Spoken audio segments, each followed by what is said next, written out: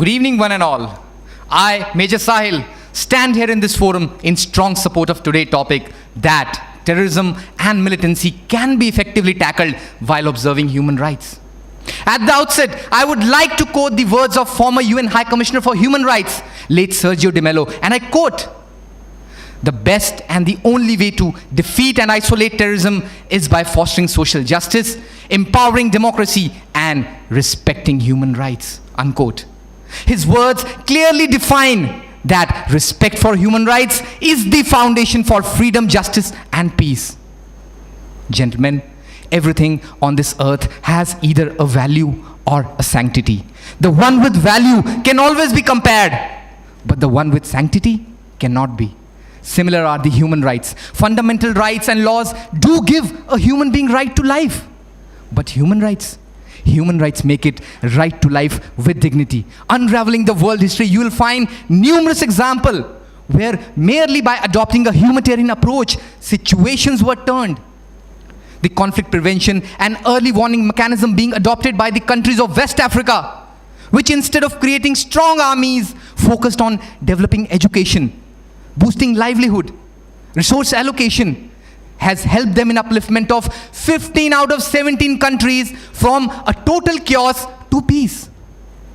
There are numerous such examples, but seems like my fellow opponents, particularly today, have decided to be selectively ignorant of the realities. Gentlemen, the point which I want to make here is that I agree with the point of my opponent that terrorism and militancy cannot survive without the overt and covert support of the locals. I would like to elaborate this point by stating the Mao's theory of irregular warfare, which states that a gorilla must move within people like a fish swims in a sea. It is not only that bad fish that has to be eradicated, but also, more importantly, this water has to be made non-conducive for this fish to survive. And that can only be done by addressing human rights in a holistic manner. Government has this realization that human rights and development are in an interlinking relationship. Government has taken many initiatives in understanding the problems and requirements of the people of these disturbed areas, which ultimately has addressed the issue of militancy and terrorism. Imposition of inner line permit in northeastern states, creation of Northeastern Council, lifting of APSPA, soft surrender policies. These all has helped in many ways in making the life of the people of these states good in a number of ways. The insurgency-related incidents in these areas have down by 85%. The fatality rate has gone down by 96%, and the cadre strength of the major insurgents group have gone down by 50%. ULFA, as of today's date, is left with only 200 of its cadres. Similar confidence-building measures in JNK have given drastic results, with terror-initiated incidents going down by 28%. And most importantly, local boys joining militancy has seen a decline of 40% and net infiltration getting reduced by 43%. Government, by addressing these issues in the right direction, has made that water non-conducive for this bad fish to flourish.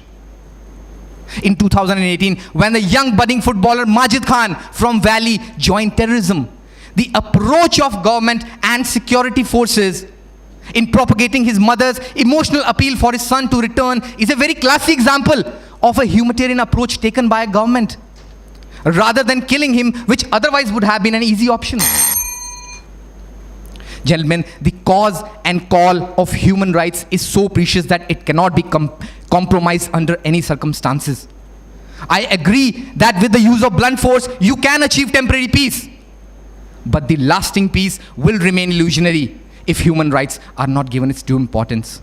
This not only requires wide awareness, but more than that, it requires inculcation of human right attitude and sensitivities amongst the masses. I'll rest my words with a scripture of Mahabharata. Sukh dukhe samkrutva labh labho jaya jayo tatho yujhaya yujasva nevam papam vapsyasi. Fight for the sake of duty. Treat happiness and distress, loss and gain, victory and defeat alike.